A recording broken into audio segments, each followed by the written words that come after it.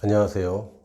오늘은 드디어 반을 넘긴 22번째 시간입니다. 지난 시간으로 저희들이 42개 사이다의 절반에 도달했고요. 오늘부터는 이제 한 kop이 넘었습니다. 이제 절반은 넘었고요. 이제 앞으로 21개 강의만 남았습니다. 근데 함정은 뭐냐면 그 42일 끝나도 계속 할 거라는 거죠. 42일 끝나면 끝나는 게 아니라 그냥 뭐 계속 할 겁니다. 이미 다 구상해 둔 게 있고요. 이거 끝나면 또 이어서 할 거 굉장히 많이 있습니다. 그리고 정 할 게 없으면 다시 처음부터 또 하면 됩니다. 할렐루야. 반복은 중요합니다. 오늘 나눌 주제는 성령님의 내주, 외주에 관한 얘기를 할 겁니다. 성령님에 관해서는 뭐 굉장히 많은 책들도 있고 또 가르침도 많이 있고 또 사실은 정확한 가르침보다는 그 자기 경험과 체험 위주의 간증들이 훨씬 더 많죠. 이 경험에서 나온 이야기들이 굉장히 많은데 저희는 이제 순한 맛이기 때문에 가장 기초적인 것만 이제 얘기를 나눌 겁니다. 그래서 건전하고 또 성경에서 말하고 있는 바에 가장 쉬운 버전으로 나누려고 하는데 제가 조금 자꾸 어려워지는 것은 아닌가라는 좀 걱정이 됩니다. 그래도 어쨌든 최대한 쉽게 가장 기본적인 것만 나누려고 해보겠습니다. 먼저 성경에 요한복음 14장 16절 내가 아버지께 구하겠으니 그가 또 다른 보혜사를 너희에게 주사 영원토록 너희와 함께 있게 하리니. 그래서 이게 주님이 이제 가시면 아버지께서 또 다른 보혜사를 보내준다고 했는데 이 또 다른은 영어로는 another. 다시 말하면 예수님이 보혜사였고 또 다른 보혜사를 주신다고 했을 때 이것은 다른 분이지만 그렇다고 다르지는 않아요. 한국말이. 그러니까 예수님이 또 온다는 얘기는 아니고 another 보혜사가 오신다는 얘기죠. 그런데 이분이 예수님과 똑같은 일을 하실 겁니다. 그런데 그렇다고 예수님 본체가 오시는 건 아니에요. 보혜사란 말이 사실은 저희들 안 쓰는 말이고 특히 교회 처음 나오신 분들은 보혜사 그러면은 뭐 전혀 감이 오지 않습니다. 이거는 다시 얘기하면 그냥 멀리서 나를 도와주는 그런 존재가 아니라 나와 늘 함께 있으면서 내 옆에서 내 앞에서 내 위에서 내 안에서 내가 또 그 안에서 딱 붙어서 그냥 일치되어서 나와 늘 동행하면서 도와주는 분이라고 이제 여기면 됩니다. 그러니까 나와 늘 함께 하면서 도와주는 분. 이분이 바로 우리 보혜사인데 물론 비슷한 예들이 있습니다. 뭐 우리가 운전할 때 내비게이터도 좀 비슷한 역할을 하죠. 또 여러분이 뭐 직접 경험이 있을지 없을지는 모르겠지만 개인 비서들도 비슷한 일을 합니다. 그런데 그렇다고 보혜사가 우리가 부리는 그런 존재는 아니에요.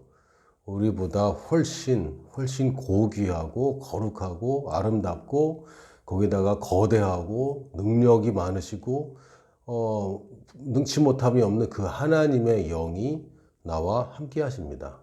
근데 그 하나님의 영인 성령님이 내 안에도 계시고 또 내게 밖에서 임하는 일도 생기는 거죠. 이게 이제 좀 헷갈립니다. 이걸 아주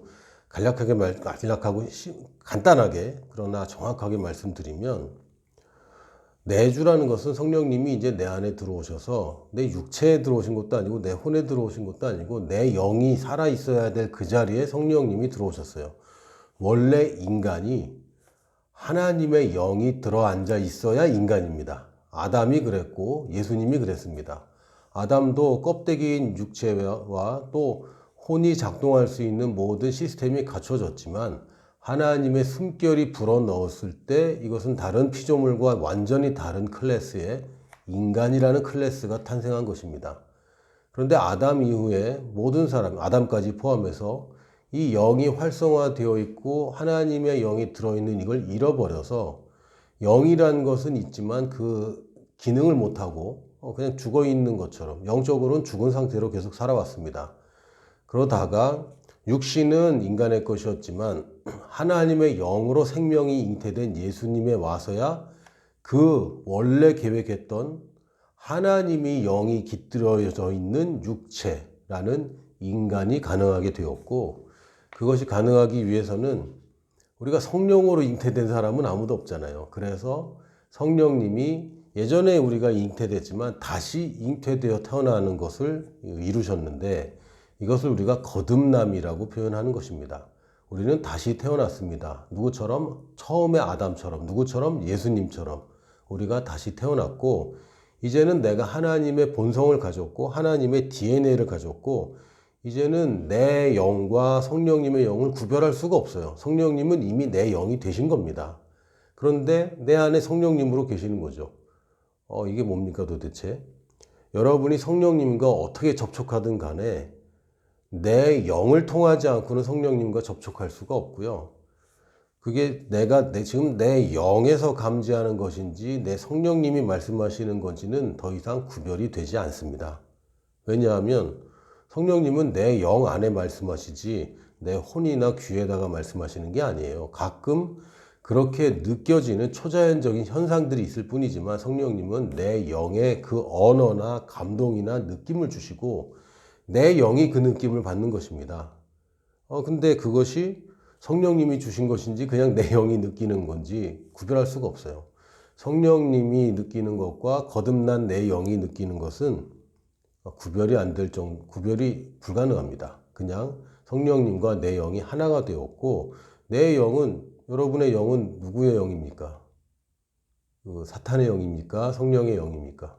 성령님으로 비롯된 영입니다. 그래서 성령님이 내 안에 계시는데 내 영은 따로 있고 성령님 따로 있고 그런 게 아니라 그 성령님이 내 영이 되셨어요. 이제는 내 영이 성령님입니다. 다시 말하면 물론 이제 생물학적으로는 아버지와 어머니의 DNA가 아기를 만들지만 영적으로는 아버지의 영이라는 DNA 하나밖에 없습니다.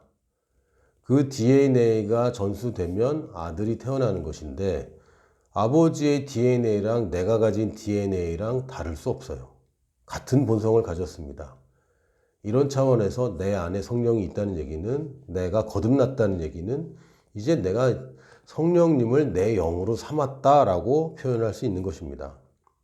그러므로 성경에서는요, 이 하기오스가 거룩하다는 뜻이고 푸뉴마가 영이란 뜻인데, 이 헬라어 성경에서 대문자로 쓰면은 이거는 성령님입니다. 근데 소문자로 쓰거나 이게 모호할 때는 내 영인지 성령님인지 구별이 안 돼요. 푸뉴마 하기오스 그러면 분명히 성령입니다. 근데 성령의 열매라고 번역되어 있는 부분도 사실은 그냥 스피릿이라고 되어 있지 홀리는 빠져 있습니다. 왜냐하면 더 이상 구별이 없어요. 성령님이 내 안에서 맺혀지는 열매는 결국은 내 영에 맺혀지는 열매고, 이게 잘 들으셔야 됩니다. 내가 하나님이 됐다라고 얘기하면 안 되고, 그렇게 하면 큰일 나죠. 그게 아니라 하나님이 나를 아들 삼았고 하나님의 영과 나의 영은 같은 영입니다. 그건 맞죠? 아니면 여러분이 천사의 영을 받았습니까? 아니면 마귀의 영을 받았습니까? 우리가 받을 수 있는 영은 하나님의 영밖에 없습니다. 악령이 역사하긴 하지만 그렇다고 내 영의 자리에 악령이 들어올 수는 없어요. 여러분이 사탄이 될 수는 없습니다. 왜냐하면 인간의 이 죽어있는 영 상태, 비어있는 영 상태에 들어올 수 있는 그 자리에 딱 맞는 영은 하나님의 영밖에 없습니다. 왜냐하면 그렇게 설계되었기 때문에. 가끔 악한 영이 역사할 수는 있는데 그 영이 우리 영의 자리에 그냥 있을 수는 있는데 이게 맞지는 않아요. 정확하게 일치되어서 하나가 되지는 않습니다. 단지 안에서 역사하기도 하고 거듭난 사람에게는 또 밖에서 역사하기도 합니다. 이건 좀 더 어려운 주제이기 때문에 깊이 다루진 않겠지만, 우리 안에 들어오신 분이 성령님이란 얘기는 성령님이 내 영과 같이 따로 떨어져 있다라는 것은 아닙니다. 내 영과 일치되셨고 하나 되셨습니다.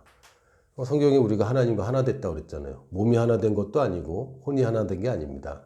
영이 하나 됐습니다. 하나 됐습니다. 그 얘기는 내가 가진 영은 성령님입니다. 할렐루야. 근데 지금 내가 누구라고 생각합니까? 나는 여전히 혼이라고 생각하고 있죠. 아니요, 나는 영적인 존재고, 내가 하나님의 영으로 거듭났다면 하나님이 낳았는데 하나님 외에 다른 걸 낳았다. 그건 불가능하죠. 사람이 사람을 낳지 다른 게 사람을 낳는 것 아닙니다. 사람은 하나님의 영으로 태어난 사람만 제대로 된 원래 계획된 사람이고, 다시 얘기하면 우리가 거듭났다고 얘기할 때는 성령으로 다시 태어났다는 얘기고 내 안에 성령님을 가졌다는 얘기입니다. 할렐루야. 이거 어마어마한 얘기입니다. 이런 종교는 역사상 존재하지 않았고, 내가 오직 유일한 하나님의 영이 내 영이 되었다고 주장할 수 있는 것은 인간의 상상을 초월하는 얘기입니다. 이건 하나님이 우리에게 주신 복음만 가능한 얘기고 권위 있는 진리 선포만 가능한 얘기지, 이론적으로 이게 그거는 거의 불가능합니다. 납득이 되지 않아요. 이건 하나님이 그렇다고 그러면 그렇다고 보는 겁니다. 그리고 외주는 뭐냐? 내주, 안에 거하시는 것, 외주, 밖에 거하시는 것. 이 외주는 뭡니까? 성령님의 임재라고 표현도 하고, 물론 내 안에 성령님이 계십니다. 그러나 또 밖에 계시는 것처럼 느껴지기도 하고, 성령님의 기름 부음이라고도 표현하고요. 이건 주로 은사적으로 나타나는 것. 은사는 하나님의 선물이 초자연적으로 나타나는 걸 주로 이제 은사라고 부르는데, 이건 뭐와 같으냐면 성령님이 그분의 능력으로 나를 도와주는 겁니다. 잠깐만요. 내 안에 계신 분은 나의 본성이 되었고, 그런데 성령님이 밖에서 도와주는 것처럼 또한 도와주십니다. 이게 이제 신비롭죠.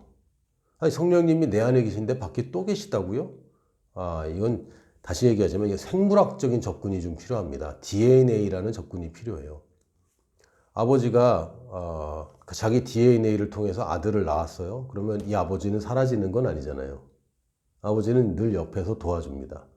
이 아들은 아버지의 본성 그대로를 가지고 만들어졌습니다. 태어났습니다. 그렇다고 아버지가 없어지는 건 아니에요. 마찬가지로 성령님이 내 안에 들어오셔서 내 영이 되셨습니다. 그렇다고 성령님이 사라지는 건 아니에요. 성령님은 여전히 계시고 또 내 옆에서 보혜사로서 나를 늘 도와주십니다. 그러니까 이 내 안에 계신 성령님은 나를 살리는 영이 되신 것이고, 이 외 밖에 여전히 계신 성령님은 나를 살아가는 데 도와주시는 분입니다. 그러니까 생명을 살리는 일도 했고요. 잘 살도록 살리는 일도 지금도 하고 계세요. 이게 내주와 외주의 차이입니다. 그래서 생명을 주신 부모님을 생각하면 딱 맞는데, 부모님이 나에게 생명을 주셨고 본성을 부모님의 생명을 가지고, 그렇다고 부모님이 나에게 생명 주고 내 안에 들어와서 부모님이 사라지는 게 아닌 것처럼 부모님은 옆에서 나를 늘 도와주고 계십니다. 이게 내주와 외주입니다. 이렇게 이해하시면 그렇게 크게 어렵지 않습니다. 내 안에 성령님, 그러면 성령님이 나의 본성, 내 영이 되셨지. 내 밖에 계신 성령님, 그 성령님이 날 지금도 도와주고 계시지. 이렇게 이해하시면 쉬울 겁니다. 그래서 성령님이 내 안에 들어오셔서 나의 영이 되시는 것은 우리가 그것을 초청하고 허락할 때에만 가능한 것이고요. 그것을 우리가 영접이라고 얘기합니다. 영접은 어떤 분이 그러더라고요. 영접하면 무서웠다고. 왜 무섭냐 했더니 접신이랑 비슷한 단어인 줄 알았대요. 영을 접한다고. 그래서 내가 영접하면 이제는 내가 홀리고 하나님한테 완전 붙들려서 막 그럴 것 같이 좀 겁이 났다고 그렇게 표현하더라고요. 영접은 그런 거 아닙니다. 종교 용어가 아니라 그냥 환영하고 접대하는 걸 영접이라고, 모셔드리는 걸 영접이라고 하죠. 그래서 영접한다는 것은 그 성령님이 이제 내 안에 들어오셔서 나의 영이 되고 나의 생명이 되도록 내가 그 믿음으로 취하는 것, 받아들이는 것을 영접이라고 하고, 이건 구원입니다. 그러나 그렇다고 해서 성령님의 도우심을 늘 받고 사는 건 아니에요. 다시 얘기하지만 아버지의 DNA를 내가 받았지만 그건 본성과 기질은 아버지랑 똑같습니다. 그런데도 불구하고 아버지가 이 아이를 돌봐주지 않으면 이 아이는 아버지처럼 훌륭하게 자랄 수는 없어요. 그래서 성령님의 도우심이 필요합니다. 그런데 처음으로 성령님과 이렇게 연결되는 거, 영접하는 거 말고요. 이제 밖에서 성령님과 이제 접속이 되는 거, 요거를 우리가 성령 침례라고 또는 성령 세례라고 부릅니다. 이게 이제 오순절날 다락방에서 처음으로 이제 일어난 일들인데, 이때 좀 희한한 일들이 벌어지기도 했지만, 이거는 예를 든다면, 여러분 휴대폰, 이게 스마트폰 새로 사시면 그 산 것만으로도 그 기능들이 다 있잖아요. 이거는 공장에서 넣어준 기능들이 여전히 있습니다. 그래서 개통을 안 하더라도 사진 찍을 수 있고 계산기 쓸 수 있고 원래 기본으로 설정되어 있는 게 있어요. 그런데 이것이 개통되어야지 그 통신회사와 이 심카드를 놓고 개통 작업을 해야 이게 진짜 제대로 쓰이지 않습니까? 모바일 인터넷도 되고. 그러니까 이 개통한다고 생각하시면 돼요. 그래서 아니 그냥 성령 충만 안 받고도 성령의 내주하심으로도 훌륭한 크리스찬들을 우리가 알 수 있습니다. 그런데 그것이 전부는 아니에요. 그것으로 만족하는 분들이 계세요. 그러나 여러분이 스마트폰 들고 다니면서 개통 안 하고 통신회사 사용하지 않으면서 전화도 안 하고 모바일도 사용하지 않으면서 스마트폰을 잘 쓰고 있다고 얘기하시면 안 되죠. 물론 내 안에 계신 성령님 자체가 어마어마한 일이고 사실 성령님이 안 도와주시더라도 굉장히 훌륭한 삶을 살 수 있는 가능성도 분명히 있습니다. 그러나 어느 누가 자녀를 낳아서 일부러 고아로 두는 경우는 없어요. 고아로서도 훌륭하게 자랄 수 있냐? 그럼요. 그러나 왜 의도해서 일부러 고아로 만듭니까? 그건 이상한 거죠. 제가 뭐 고아를 폄훼하려고 하는 건 아니지만 본인이 원해서 고아가 되는 거 아니지 않습니까? 어쩔 수 없이. 그래서 남들보다 더 힘든 인생을 살 거라는 건 우리가 뻔히 보는 것 아닙니까? 여러분 중에도 부모님한테 사랑을 못 받았다고 생각하는 분들 계실지 모르겠는데 그거는 그 최고로 좋은 것은 아닌 거죠. 그 얘기는 뭐냐면 우리가 그냥 영으로 거듭나서 그냥 자녀가 되었어요. 그러나 성령님의 외주 혹은 성령 침례, 이 개통하는 것, 그리고 성령님이 나를 늘 도와주시고 능력으로 역사하는 것을 우리가 외면한다면 글쎄요, 그게 좋은 방법은 아닙니다. 적어도 좋은 방법은 아닙니다. 성령님의 역사를 무시하거나 성령님이 역사하는 게 뭐 그렇게 필요해. 말씀대로 살면 되는 거지. 말씀대로 사는 게 쉽든가요? 그냥 저절로 잘 되든가요? 성령님의 도우심이 필요합니다. 우리가 아직 어릴 때에 부모님 도움 꼭 필요하고요. 사실은 장성해서도 부모님 도움을 못 받는 게 원통한 일이지 부모님이 살아계셔서 나를 그렇게 도와주시고 나보다 훨씬 훌륭하시고 나보다 훨씬 지혜롭고 경험이 많으신 분이 나를 도와줄 수 있는데 그걸 왜 외면합니까? 그거는 어리석습니다. 예수님은 성령으로 잉태하셔서 이미 본성을 이미 가지고 계셨고 그러나 예수님이 사역을 시작하실 때 굳이 요한에게 침례를 받으시고 그때 성령이 비둘기처럼 임하는 것을 볼 수 있습니다. 그러니까 예수님의 그냥 우리가 공생애라고 하는데 공생애 전에는 뭐죠? 그러면 사생애인가요? 예수님 사역을 시작하시기 전에는 단지 그냥 그 성령님으로 잉태된 그 본성을 가지고만 살았습니다. 예수님은 그게 가능했습니다. 왜냐하면 다른 거 배운 적이 없고 그 죄인으로 살아본 경험과 그런 그 기억이 없어요. 잘못된 가르침을 그냥 그지것대로 받아들인 적이 없어요. 왜?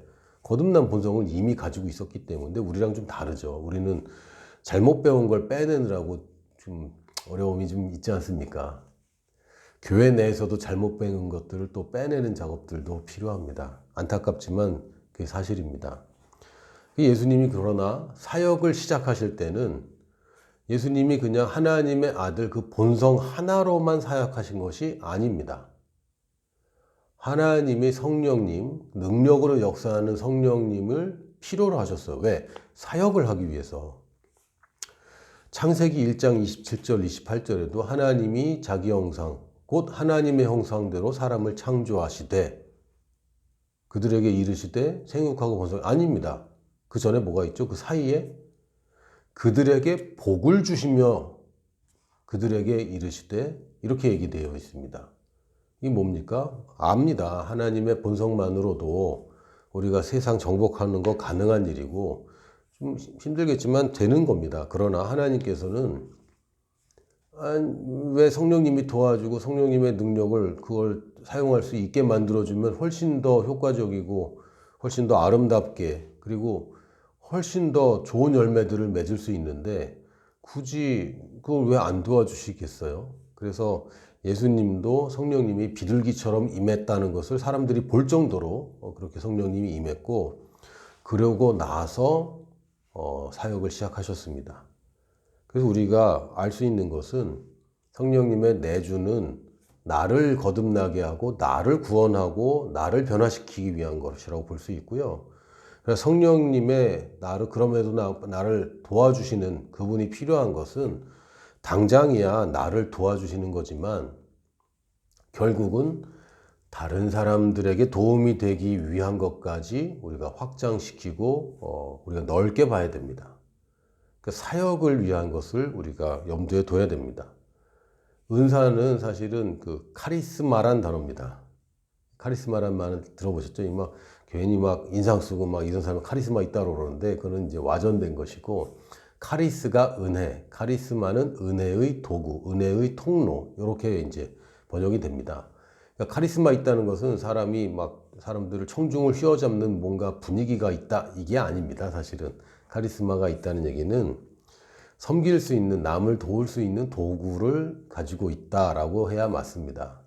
하나님이 은혜가 있는데 은혜를 담을 도구는 필요한 거예요. 하나님이 뭔가 이 세상에 은혜를 끼치고 싶은데 그 통로가 되는 것은 필요합니다. 그런데 은사를 자꾸 구하다 보니까 이상한 데로 가는 경우가 이제 저희들이 많이 경험했죠. 은사를 이제 필요로 하는 분들이 기도원 가서 계속 기도하고 은사를 위해서 몸부림치고 하다 보니까 그런 어떤 그 영적인 체험이 은사인 줄로 착각을 하는 경우도 있는데요. 그건 그냥 영적인 체험입니다. 왜요? 다른 사람에게 덕이 되거나 다른 사람에게 실제로 도움이 되지 않는다면 그건 은사가 아주 처음에 시작되다가 말았든지 아니면 불분명하거나 불완전한 것을 우리가 이제 감지할 수 있습니다. 그건 온전한 은사가 아니에요. 그게 잘못됐다고 얘기하기도 참 민망하긴 하지만 일단 그냥 영적인 체험 정도라고 생각할 수 있고요. 진정한 은사는 은혜의 도구로 은혜를 다른 사람에게 끼치는 일에 쓰이게 되는 것입니다. 그래서 성령의 은사를 얘기할 때 방언도 여러 종류지만 제가 나중에 설명드리겠습니다. 다다음 시간 정도에 아마 방언에 관한 얘기를 하게 될 텐데, 방언 중에서도 한 종류의 방언만 자기 자신을 위한 방언인 것이고 나머지 은사들은 다 다른 사람을 위한 은사들입니다. 그리고 그 나를 세워주는 방언조차도 사실은 내가 세워져서 다른 사람을 돕기 위한 것이지 나만을 위한 것이 아닙니다. 저희가 축복에 관해서 얘기할 때도 분명하게 말씀드렸지만 이 복이라는 것은 나를 향한 축복이 아닙니다. 나를 통한 축복이죠. 나를 통해서, 그래서 결국은 나를 향해서 오는 것 같이 느껴지지만 나를 향해서만이 아니라 나를 통해서 흘러가도록 설계되어 있는 것이 축복은 원래 본질은 흘러가는 것입니다. 그래서 은사도 남을 돕기 위한 은사를 생각해야 되는 것이죠. 그래서 성령님이 나를 도와주시는데 그것이 진짜 나만 도와주고 나를 도와주기 위해서라고 착각하기 때문에 여전히 기독교인들이 힘을 잃고 교회가 욕을 먹고 성령님의 은사가 제한되고 이런 일들이 왜 벌어집니까? 성령님이 나를 도와주러 온 것은 나를 통로로 더 많은 사람들을 도와주기 위한 것인데 마치 하나님이 자기를 돕는 걸로 끝나는 것처럼, 물론 그런 표현들도 많이 있습니다만, 그러나 성경을 전체적으로 봐야지 부분만 보고 그것을 그냥 이론화해서는 안 됩니다. 성령님이 왜 오셨습니까? 복음을 증거하도록 오셨습니다.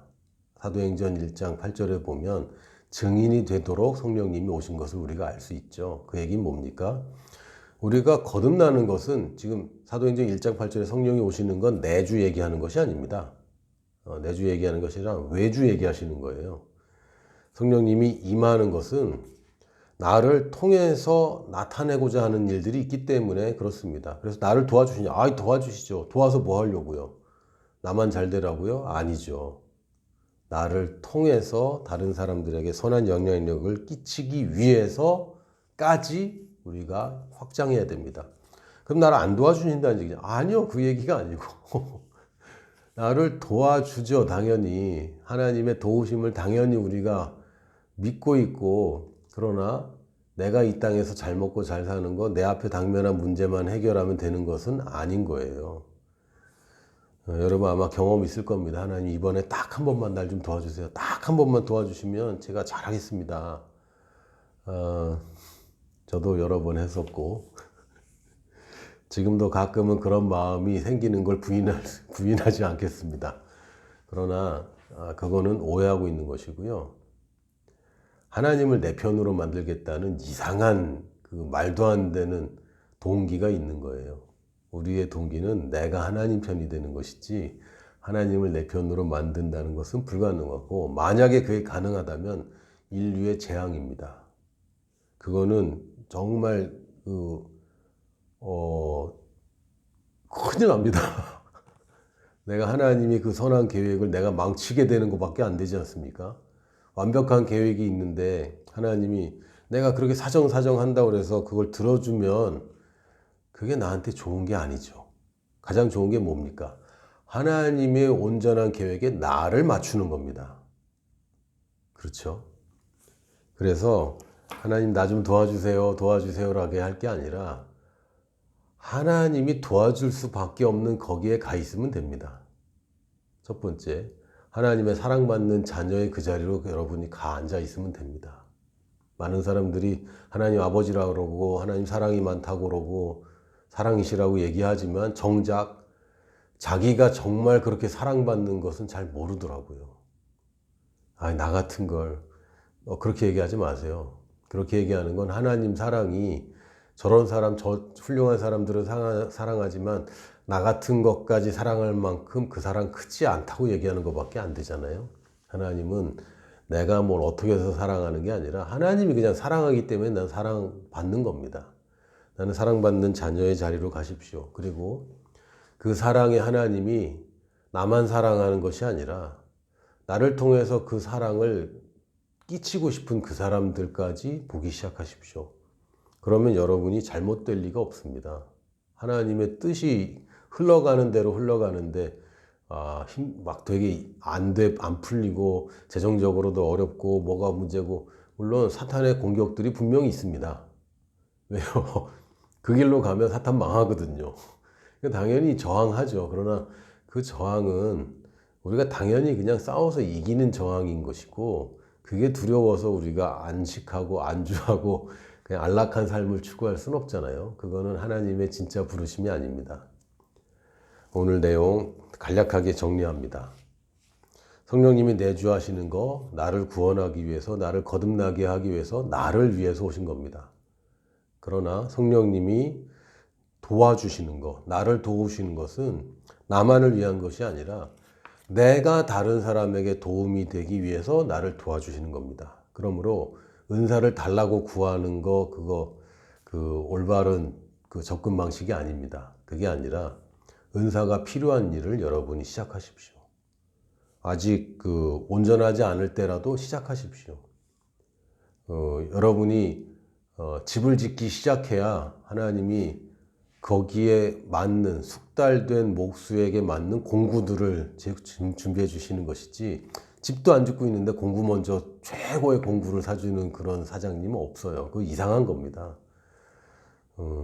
여러분이 만약에 자녀들에게 차를 사줘 본 적 있습니까? 처음부터 되게 비싼 새 차 사주는 그 이상한 거 아닙니까? 숙련돼야 더 좋은 거 줄 수 있게 됩니다. 하나님의 뜻대로 여러분이 시간과 재능과 재물을 사용하기 시작하면 여러분이 더 좋은 것들, 더 좋은 공부들, 더 효과적인 것들을 계속 더 업그레이드 된 것을 받을 수 있게 됩니다. 그래서 달라고 그럴 게 아니라 하나님이 주실 수밖에 없는 그곳으로 우리가 가 있으면 됩니다. 그게 뭡니까? 사랑의 통로로 사는 거예요. 여러분, 성령님이 안에 계십니다. 내 영이 되셨어요. 그리고 성령님이 날 도와주시는데, 성령님이 도움을 받고 싶다면 성령님이 도울 수밖에 없는, 또 도와주는 그 일을 하시면 됩니다. 할렐루야. 그게 뭘까요?